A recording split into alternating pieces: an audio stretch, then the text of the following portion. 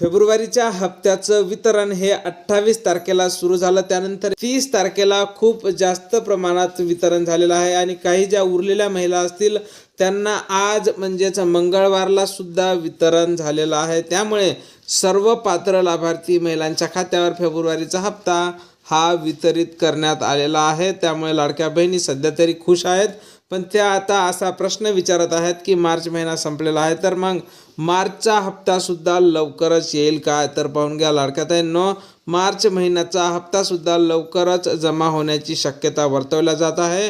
समोरच्या 8 दिवसात म्हणजेच एप्रिल महिन्याच्या 8 ते 10 तारखेपर्यंत हप्ता हा वितरित केला जाऊ शकते. आणि या हप्त्याच्या वितरणासंदर्भात सर्वप्रथम अपडेट तुम्हाला आपल्या चॅनलवर पाहायला मिळणार आहे. त्यामुळे तुम्ही नक्कीच आपल्या व्हिडिओला लाईक करून चॅनलला सबस्क्राईब करा आणि आपल्या चॅनलवर अपडेट राहा. जय महाराष्ट्र.